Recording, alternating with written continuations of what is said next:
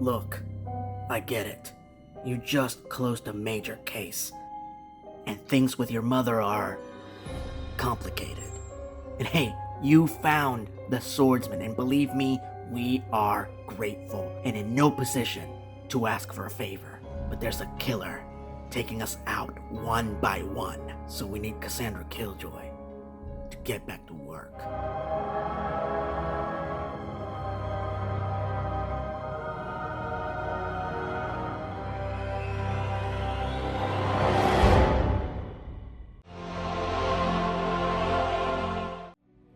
Even a man who is pure at heart and says his prayers at night can become a wolf when the wolfbane blooms and the autumn moon is bright.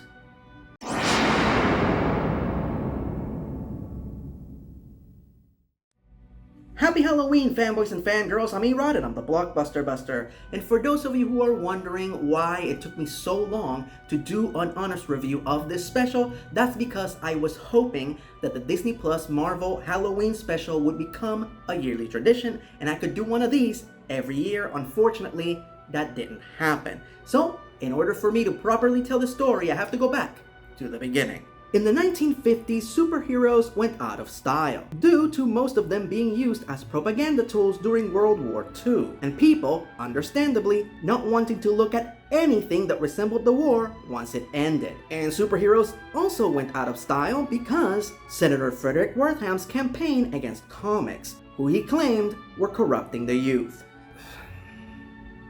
While the lax in popularity led to a lot of publishers going out of business, it didn't affect DC Comics at all, as they were very well established at the time. The question is, how did Marvel, who were very small potatoes at the time, survive this very difficult era? The answer is monsters. This is when Marvel leaned in heavy into their monster books, inadvertently creating the action horror genre, and paving the way for beloved titles like The Living Mummy, The Monster of Frankenstein, The Tomb of Dracula, which introduced Blade, and of course, Werewolf by Night, which featured Jack Russell, get it, who's an average man who one day discovers that he has inherited a family curse which causes him and all of his relatives to become werewolves once they come of age. Wanting to spare his younger sister Lisa from the dreaded curse before her 15th birthday, Jack travels the world looking for a cure, using his furry counterpart to fight other monsters, clashing with monster hunters aka death dealers, and occasionally butting heads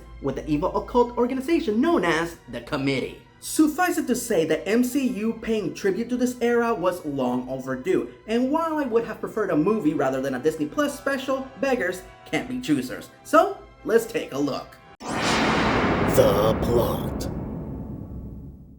On a dark and eerie night, the 6 greatest monster hunters, or death dealers, in the Marvel Universe are summoned to Bloodstone Manor, in the wake of the death of Ulysses Bloodstone, the greatest death dealer to have ever lived. Now that he has passed, his most powerful monster-killing weapon, the Bloodstone, is up for grabs, so his widow, Verussa, proposes a contest in order to determine who's worthiest of possessing the powerful relic. So she sets a monster loose in a maze. So whichever death dealer finds the monster, kills it, and makes it out of the maze first, becomes the new Stonekeeper. Among the death dealers are Ulysses' estranged daughter Elsa Bloodstone, who hates her family and would rather lock up or destroy the Bloodstone than use it to kill monsters. And of course, there's Jack Russell, who is actually posing as a death dealer to save the monster that Verussa trapped in the maze, which is none other than Dr. Ted Sallis, aka Man-Thing. Fun fact, originally it was going to be a completely different monster in the maze, with the main contender being another werewolf, who at the end of the special would have turned out to be Jack's teenage sister, Lisa. But it was Kevin Feige himself who made the executive decision to make the monster Man-Thing. He also suggested that one of the death dealers should be Blade, but director Michael Giacchino outright refused, as introducing Blade into the MCU was just too big of a responsibility. And thus, Jack and Elsa agree to join forces to free Ted and get the Bloodstone, all the while keeping Jack's more sinister half at bay. I need to remember you. Well, does it work?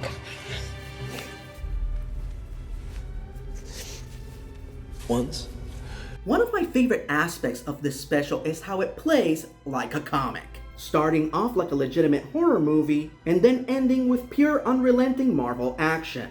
Also, this is Michael Giacchino, who's predominantly known as a composer's, directorial debut. And my god, was this one hell of a debut. Hey yo, Feige, if you're looking for somebody to direct the Blade movie, he's right there. My only big criticism of the plot, and the special altogether, is that it's just way too short. It's like a Werewolf by Night sampler, and the moment you get into the rhythm of it, it's over. You're just left wanting more. And yes, you can read the comics, which I highly recommend, but those won't have the very specific versions of the characters that the actors portrayed in the special. Which brings me to cast and characters. Now, while this special might be short, they still managed to squeeze 3 major Marvel horror characters into it, all of which are portrayed really well. So let's begin with Dr. Ted Sallis, aka Man-Thing, as himself. Here's another fun fact. Man-Thing is the only character in this special to have been previously adapted, as he was the titular character in his own original Sci-Fi Channel movie. Oh, and don't look it up. It sucks. You've been warned. Furthermore, his presence in the MCU has been teased for years. In Iron Man 3, Ellen Brandt, the scarred woman who attacks Tony, is actually a Man-Thing character. In fact, it was Man-Thing who gave her her facial scars, because those who know fear burn at the Man-Thing's touch. Ted was also one of the Grandmaster's former champions in Thor Ragnarok. Personally, I like to believe that he accidentally got to Sakaar via magic portal, and then Jack had to go and save him. And that is a Disney Plus special that I would kill to see. Here, they struck a good balance between Ted being a terrifying monster and a lovable puppy made of mulch. And the combo worked splendidly, as he has become the most popular character from the special. And honestly, he deserves it. Ted, you have a lovely name. And now let's move on to our leads, starting with Elsa Bloodstone, played by Laura Donnelly. Elsa is a relatively new character, created by Dan Adnett, Andy Lanning, and Michael Lopez in 2001, as a reluctant death dealer whose destiny is forced upon her, and is often accused of having a little too much in common with Buffy Summers. But you'll never hear me complain about that. Here they take it a step further, by portraying her as someone who outright hates her family and all death dealers, as they behave as an elitist class, who only see monsters as their prey, whether or not they are actually evil. Her main goal is simply to win the Bloodstone to spite her mother, but through Ted and Jack, she learns that there's a little bit more to monsters than meets the eye, and that maybe she has a higher calling than simply being the next inheritor of the Bloodstone. He went that way. And now let's talk about our amazing titular character, Jack Russell, aka the Werewolf by Night, played by Gael Garcia Bernal. He is just such a delightfully mild-mannered guy, who just so happens to know a lot about the paranormal. Jack is the kind of guy who always tries to do the right thing, even when there's an easier way out. Unfortunately, this generally leads to him finding himself in the most ridiculous and dangerous situations. Luckily, his darker half is always there to bail him out. But I'm also a human.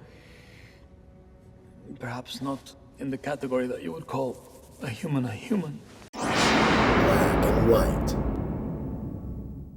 So by this point, you might have noticed that I've been switching back and forth between black and white footage and color.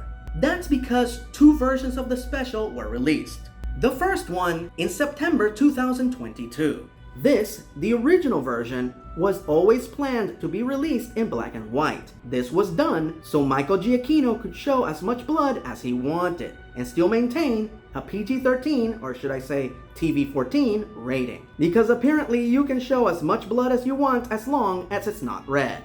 And yes, that's a very dumb rule, but as far as compromises go, it's not the worst. The color version was released just over a year later in October 2023, amidst the writer and actor strike in Hollywood, which caused an industry-wide stoppage of all productions. Starved for new content, Disney Plus released this instead. Personally, I think both versions of the special are beautiful, one being a tribute to classic Universal monster movies, and one being a tribute to Hammer horror. But there are two major elements that I feel are lost in the color version.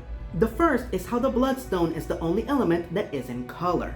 This is done to draw more attention towards it, as it is the MacGuffin in the story, the element that is meant to appear to be really important, but ultimately isn't. The second big loss in the color version is the Wizard of Oz moment, when you actually see the movie transition from black and white to color. This is meant to signify the changing of the guard and the beginning of a new era. As before, when Ulysses and the Death Dealers were in charge, everything was literally and figuratively black and white. There were people, there were monsters, and they just killed them indiscriminately. But now that Elsa's in charge, things have changed, as she will lead a new chapter in battling the occult forces of the Marvel Universe, one which will focus on fighting evil, as opposed to just killing all monsters, regardless of their nature.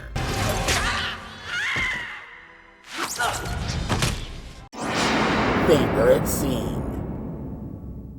This special is excellent from start to finish, but it has one of the greatest climaxes in the MCU. In a special that has one kick-ass scene after the other, they definitely saved the best for last. After Verussa discovers that her daughter betrayed her and that Jack is actually a werewolf, she decides to punish them both by locking them together, forcing Jack to turn via the Bloodstone and allowing him to kill Elsa. But things don't go quite as planned, as the werewolf breaks out of the cage and has far more challenging prey in mind. So up to this point, you've been waiting the entire special to see Jack in his werewolf form. And my freaking god, does it live up to expectations. First of all, kudos for them creating practical makeup for the werewolf by night. He looks amazing. And secondly, this is one of the absolute best horror action sequences ever filmed. Seeing Elsa and the werewolf cut through their enemies with extreme prejudice. Oh, and that oneer is to die for. Eat your heart out, Daredevil. And Ted coming in at the end to deliver the final blow is the dot on the exclamation point. Michael Giacchino deserves a standing ovation. Final verdict. This is hands down my all-time favorite production to come out of Disney Plus and one of my top 10 favorite installments of the Marvel Cinematic Universe. My only complaints are that it didn't become a yearly tradition and that Michael Giacchino didn't become a recurring Marvel director, cause this combines everything that I love: action, horror, mystery, and awesome characters. I just hope against hope that one day we get to see Jack, Elsa, and Ted again in Midnight Suns. 10 points on the badassitude meter! Grab yourself a cup of coffee, don't forget to keep up with the lunar cycle, and give it a watch. Until next time, I'm Erod, and I'm the Blockbuster Buster.